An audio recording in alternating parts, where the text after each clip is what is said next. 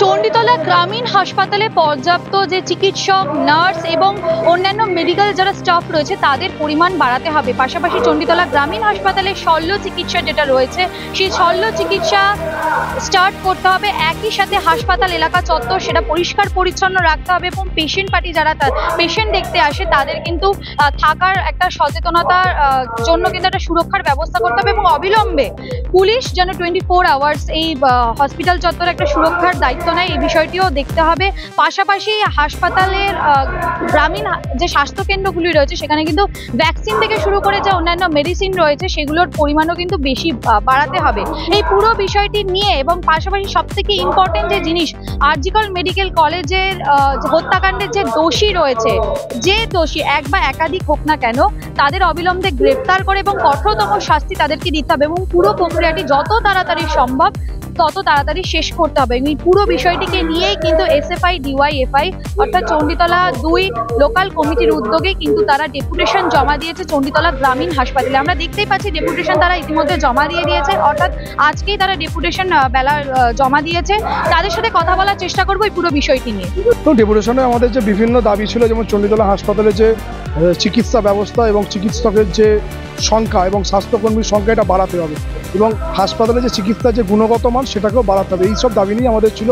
এবং এখানে যারা রোগীরা ভর্তি থাকে তাদের যে খাবার নিম্নমানের খাবার দেওয়া হয় এবং যা শুনলাম মাত্র 20 টাকা হচ্ছে মাথা পিছু বরাদ্দ হচ্ছে একটা রুগীদের, সেই ঘটনার জন্য আমরা বলেছি যে এটা গুণগত মান বাড়াতে হবে। সবচেয়ে বড় যেটা আমরা বলেছি আরজিকর কাণ্ডের পর হাসপাতালের পরিবেশ, যে হাসপাতালের পরিবেশ হচ্ছে আপনাকে ঠিক রাখতে হবে। এবং আমরা যা দেখছি যে হাসপাতালের মধ্যে রাতের বেলা নাকি মদ্যপানও হয় এবং চারপাশে যার অনেক কিছু পড়েও আছে যেটা আমরা দেখতে পাচ্ছি, সেই জন্য এই হাসপাতালের পরিবেশকে আবার ঠিক রাখতে হবে। কারণ আমরা চাই না আরজিকরের মতো কোনো ঘটনা চণ্ডীতলার বুকে বা চণ্ডীতলা হাসপাতালে ঘটুক। কারণ আমরা দাবির মধ্যে রেখেছি যে চণ্ডীতলা হাসপাতালে আসা চিকিৎসক, রোগী এবং রোগীর আত্মীয় পরিজন তাদের নিরাপত্তার জন্য 24 ঘন্টা পুলিশি পহরা এবং রাত্রিবেলা হচ্ছে পুলিশের পেট্রোলিং, এইসব দাবিও আমরা এখানে রেখেছি। ঠিক আছে, এবং সবচেয়ে বড় কথা যে হাসপাতালের ভেতর রাতের বেলা যে বহিরাগতদের আনাগোনা এটা হচ্ছে বন্ধ করতে। আপনারা গিয়ে দেখতে পারেন যে আশপাশে গিয়ে দেখুন, এখানে রাত্রিবেলা আপনি মদের বোতল থেকে আরম্ভ করে বিভিন্ন জিনিস দেখতে পাবেন। এই বিষয়টা অরিজিৎ মিত্র, ডিওএফআই চণ্ডীতলা 2 এর সম্পাদক।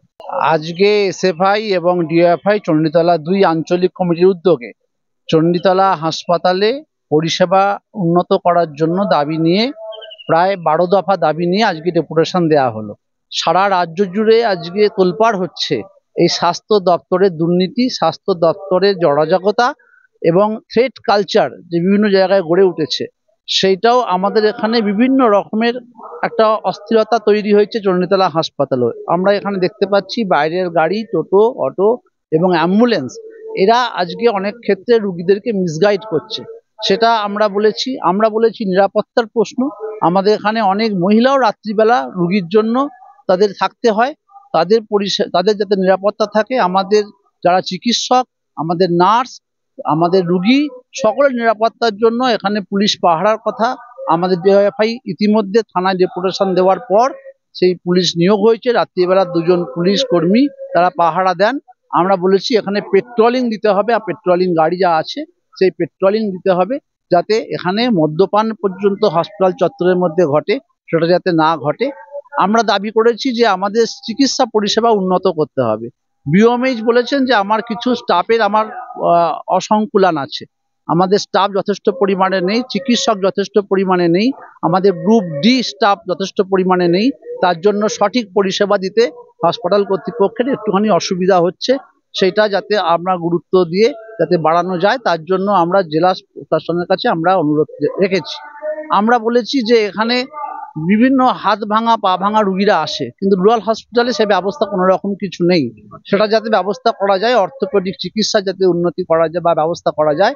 আমরা বলেছি যে শিশুদের চিকিৎসার জন্য তাদের একটা ভিন্ন পরিকল্পনা করা দরকার। শিশু চিকিৎসক আছেন, কিন্তু যেহেতু ডাক্তারের সংখ্যা কম, সেহেতু শিশু চিকিৎসককে দিয়ে শিশুদের জন্য আলাদা দপ্তর খুলে তাদের চিকিৎসা করার ব্যবস্থা করা যাচ্ছে না। আমরা বলেছি যে খাদ্যের মান খুব খারাপ। বিওএমএইচ বলেছেন যে আমাদের এটা এসএইচজি গ্রুপ করে, সেলফ হেল্প গ্রুপের মাধ্যমে এটা হয়, কিন্তু এটা ব্লক প্রশাসন করে। সেখানে খাদ্যের জন্য যে অর্থ বরাদ্দ সেটা অভাবনীয় কম। এত কম অর্থ দিয়ে একটা রুগীর খাদ্য সারা দিনের কখনো দেওয়া যেতে পারে না। মাত্র 20 টাকা তার জন্য বরাদ্দ করা হয়, তার ফলে খাদ্যের গুণগত মান স্বাভাবিকভাবেই খুব নিম্নমানের। আমরা বলেছি যে হাসপাতালের মধ্যে বহিরাগত মানুষদেরকে নিয়ন্ত্রণ করতে হবে, সেটাও উনি রাজি হয়েছেন। উনি বলছেন আমি দেখভাল করব। এই সমস্ত বিষয়গুলোকে নিয়ে আমরা পিওমেই সাহেবের কাছে দিলাম এবং সর্বশেষ আমরা দাবি করেছি যে এত বড় ক্যাম্পাস, এখানে এত হাজার মানুষের বসবাস, আমাদের রুরাল হসপিটালকে আমাদের জেনারেল হাসপাতালে উন্নীতকরণের ব্যবস্থা করতে হবে। আমার নাম রজতাভ রায়। না, ওনাদের ডিওএফআই তরফ থেকে আজ যে ডেপুটেশনটা চণ্ডীতলা রুরাল হসপিটালে দেওয়া হয়েছে, সেখানে ওনাদের প্রায় 14টা দাবি আছে। তার মধ্যে সব দাবি যে চণ্ডীতলা হাসপাতাল রিলেটেড তা নয়, সেখানে আরজিকর কাণ্ডের ইস্যু লেখা রয়েছে।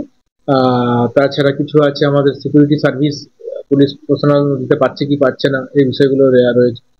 তাছাড়া বাকি যে সমস্ত জিনিসগুলো রয়েছে তার মধ্যে কিছু জিনিস অলরেডি আমাদের হাসপাতালে অলরেডি মানে ঠিকঠাকভাবে পরিষেবাটা চলে, ওনাদের কাছে হয়তো ঠিকমতো বার্তা ছিল না। আর কিছু জিনিস অবশ্যই আবার মানতে হবে, যেগুলো বোনরা বলেছেন, যে যেমন আমাদের সুইপার সংখ্যা খুব কম, ডাক্তার সংখ্যাটাও রীতিমতন কম, এই বিষয়গুলো যাতে বাড়ানোর জন্য বলেছেন, সেটা অবশ্যই এই দাবি তো আমরা বহুদিন ধরেই করে আসছি, এটা তো ন্যায্য দাবি, এটা নিয়ে কোনো দ্বিমত নেই। বাকি সমস্ত পরিষেবা চণ্ডীতলা হসপিটাল থেকে পাওয়া যায়, এই ধরনের কোনো অভিযোগ নেই যে এখানে সব মানুষকে রেফার করে দেওয়া হয়। আমরা যা পাঠাই আমাদের গভর্নমেন্ট সেটাই পাঠানো হয় হায়ার সেন্টার।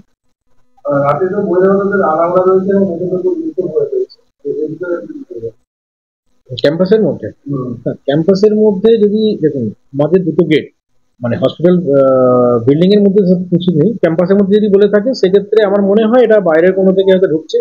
আমরা এই বিষয় নিয়ে পুলিশ প্রশাসনের সঙ্গে কথা বলেছি, যাতে রাতের বেলা ওনারা যাতে পাহারার ব্যবস্থা করেন, পেট্রোলিং যদি ওনারা রাতেও করতে পারেন ক্যাম্পাসের মধ্যে, তাহলে জিনিসটা কমে যাবে। এবং আমরা চেষ্টা করছি আমাদের হসপিটালে যারা স্টাফ রয়েছেন তাদেরকে ব্যাপারটা জানিয়ে রাখতে, যদি ধরনের কোনো দেখতে পাওয়া যায় তাতে আমাকে ইনফর্ম করে।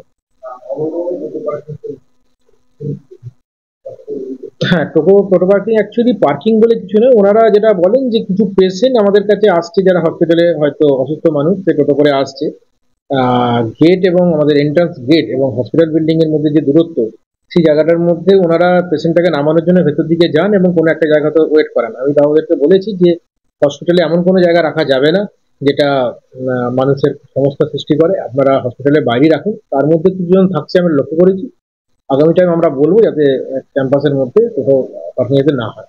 কথা বললাম, তারা ডেপুটেশন জমা দিয়েছে, তাদের সাথে কথা বললাম, তারা কিন্তু যেমনটা জানালো যে তাদের যে সকল দাবি রয়েছে সেই সকল দাবি নিয়ে কিন্তু তারা চণ্ডীতলা গ্রামীণ হাসপাতালে যে ডেপুটেশন জমা দিয়েছে তাদের সাথে কথা বলেছে এবং তাদের কথায় স্পষ্ট যে বহিরাগত প্রচন্ড অসংখ্য মানুষজন কিন্তু আনাগোনা আছে এই চণ্ডীতলা গ্রামীণ হাসপাতালে, অর্থাৎ সিকিউরিটির ব্যবস্থা কিন্তু ঠিকঠাক করে নেই। সিকিউরিটির ব্যবস্থা নিয়ে তারা তাদেরকে জানিয়েছে এবং পাশাপাশি জানিয়েছে যে এই যে বহিরাগতরা আসে শুধুমাত্র তাদের আনাগোনায় নেই, তারা কিন্তু এখানে নেশা করছে, সেই ছবিটিও কিন্তু এখানে দেখা গেছে এবং সেই নেশা সংক্রান্ত জিনিসপত্র কিন্তু এই হসপিটাল চত্বরের বিভিন্ন জায়গায় ছড়িয়ে ছিটিয়ে রয়েছে। আপনাদেরকে সেই ছবিটি আরেকবার দেখাবো। আর আরজিকর যে নৃশংস হত্যাকাণ্ড হয়েছে সেই ঘটনা যাতে চণ্ডীতলার বুকে না হয়, এই কথাটিও কিন্তু তারা জানিয়েছে এবং এই কথাটি নিয়েও কিন্তু তারা একটা ডেপুটেশন জমা দিয়েছে। আপনারা এই বিষয়ে কি বলছেন অবশ্যই কমেন্ট করুন। কমেন্ট বক্সে এরকমই সারাদিনের নানান রকম আপডেট পেতে নজর রাখুন ডিএনএন বাংলায়। ডিএনএন বাংলা, সবার মনে সবার ফোনে।